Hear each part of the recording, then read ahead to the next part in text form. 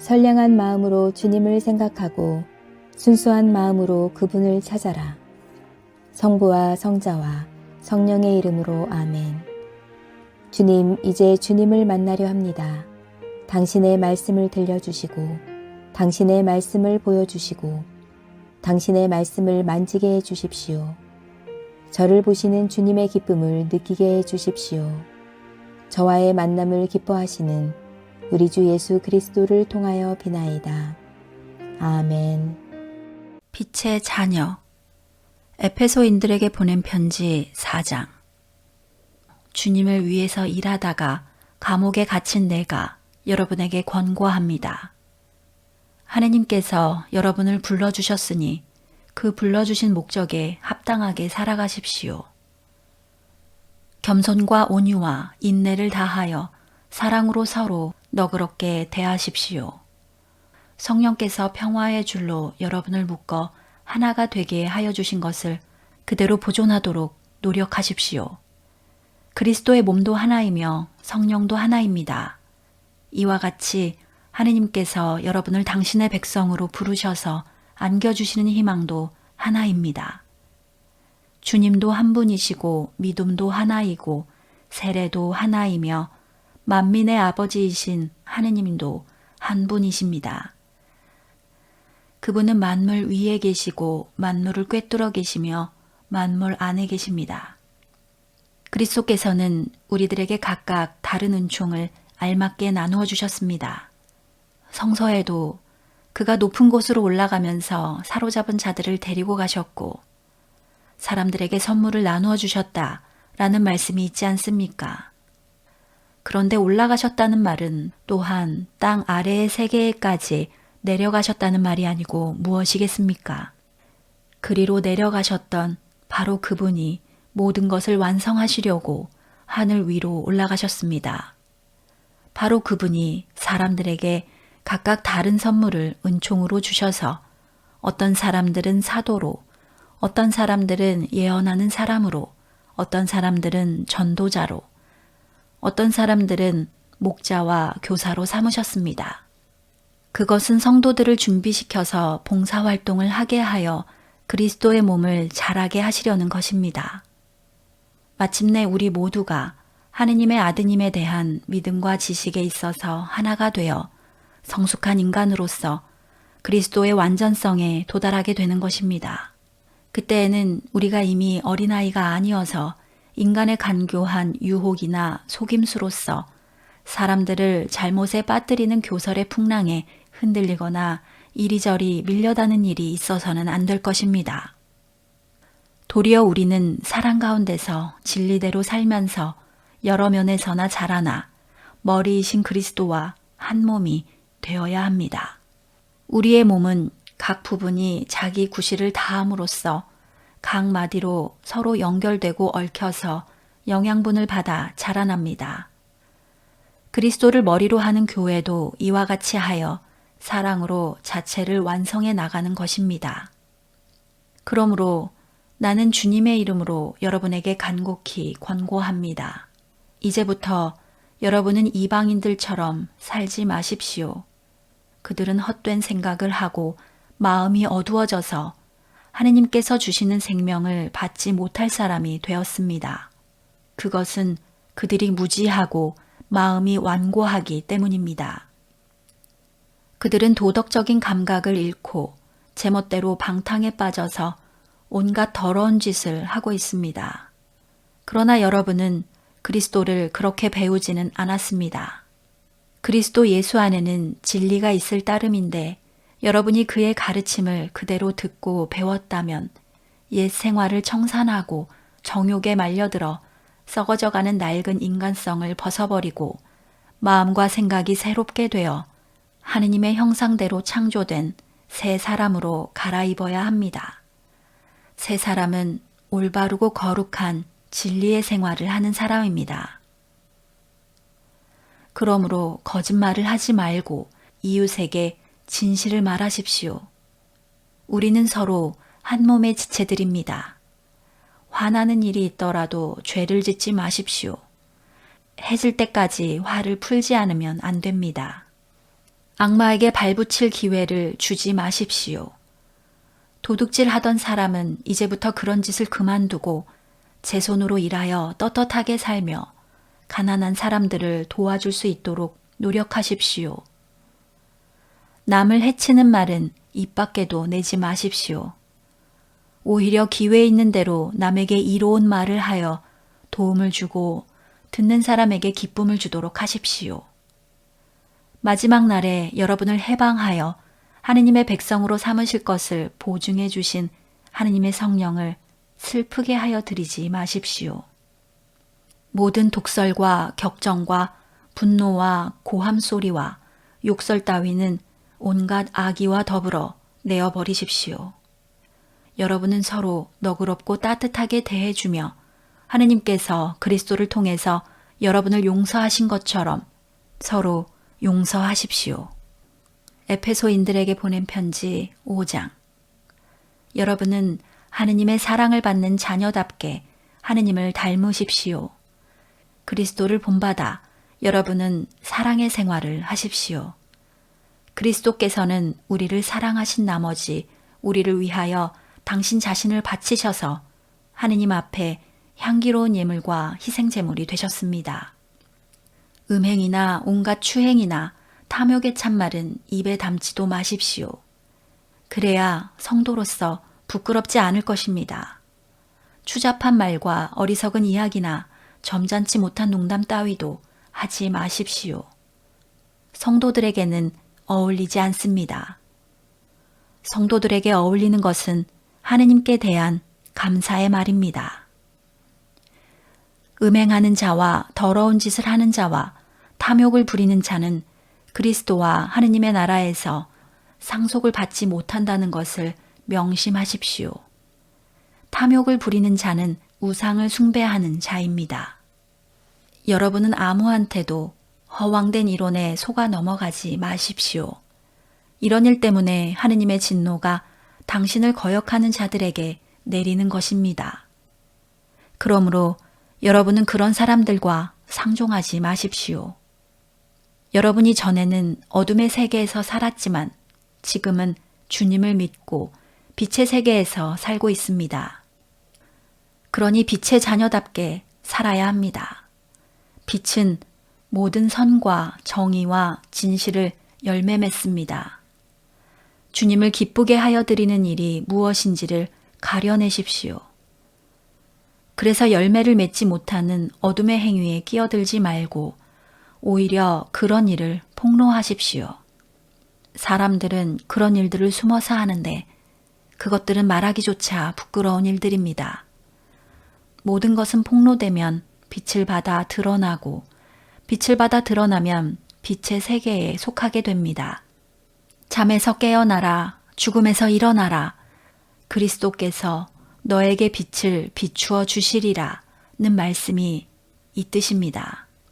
그러므로 여러분은 어떻게 처신해야 할지 깊이 생각해서 미련한 자처럼 살지 말고 지혜롭게 사십시오. 이 시대는 악합니다. 그러니 여러분에게 주어진 기회를 잘 살리십시오. 여러분은 어리석은 자가 되지 말고 주님의 뜻이 무엇인지를 잘 아는 사람이 되십시오. 술 취하지 마십시오. 방탕한 생활이 거기에서 옵니다. 여러분은 성령을 가득히 받아야 합니다. 성시와 찬송가와 영가를 모두 같이 부르십시오. 그리고 진정한 마음으로 노래 불러 주님을 찬양하십시오. 또 모든 일에 언제나 우리 주 예수 그리스도의 이름으로 하느님 아버지께 감사드리십시오.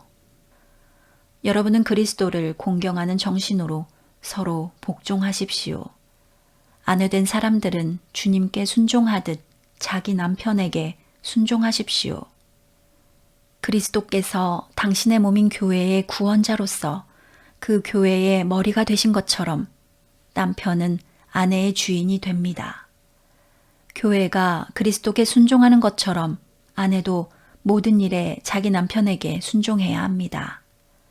남편 된 사람들은 그리스도께서 교회를 사랑하셔서 당신의 몸을 바치신 것처럼 자기 아내를 사랑하십시오.